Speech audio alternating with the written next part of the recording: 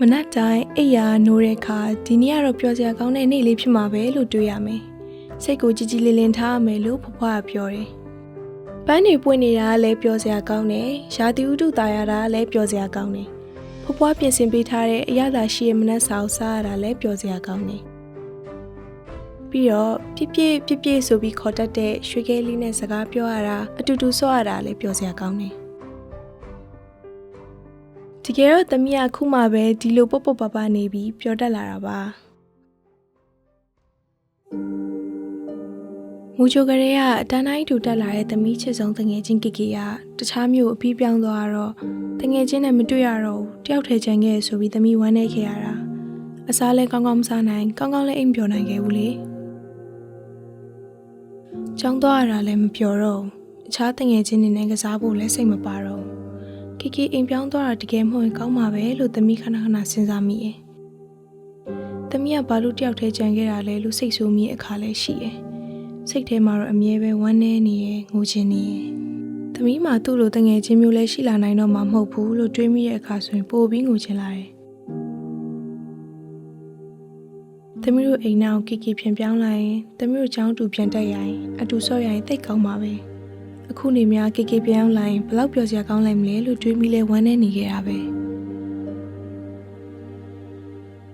ဖွားဖွားကပြောတယ်သမီးကိုလိုခံစားနေရတာကိုသူနားလေတယ်တဲ့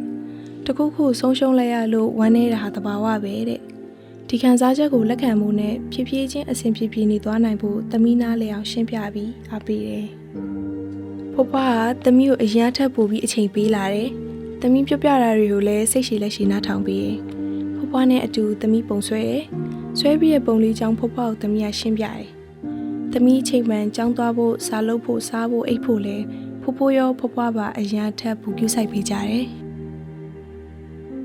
တရက်မှာတော့ဖွားကသမီးဖော်ရအောင်ဆိုပြီးရွှေခဲလေးကိုဝယ်လာပေးရင်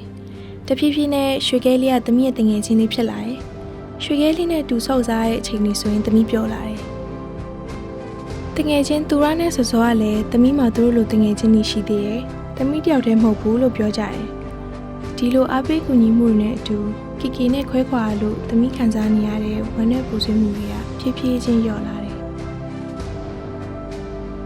ကီကီကိုတတိယပြီးဝမ်းနေလာရင်စိတ်သက်သာဖို့အတွက်သမီးလှုပ်ကြည့်လို့ရတဲ့နီလန်လေးရှိတာကိုလည်းဖွားဖွားတို့ကပြောပြတယ်။ကီကီကိုတတိယရင်သမီးတို့စကားပြောဖို့ဖွားဖုန်းခေါ်ပြီးရဲ့။သမီးကပုံဆွဲရတာကြိုက်တော့ပုံလေးဆွဲပြီးရဲ့ပုံလေးတွေကိုဖွားအိမ်ထဲမှာကပ်ပြီးရဲ့အားလေးရဆိုရင်ဖွားတို့အိမ်လုံးကူညီပေးရဲ့သူရနဲ့စောစောတို့အိမ်လာလေတော့ရွှေခဲလေးနဲ့အတူသမီးတို့ကစားကြရင်အားလုံးရဲ့ပြုံးရည်တန်နေနဲ့အတူခုတော့သမီးကအရင်လိုပဲပျော်ပျော်ရွှင်ရွှင်ရီမောမောနေတတ်တဲ့ကလေးတစ်ယောက်ဖြစ်နေပါပြီရင်ဖွင့်မယ်ခံစားပါမျှဝေပါ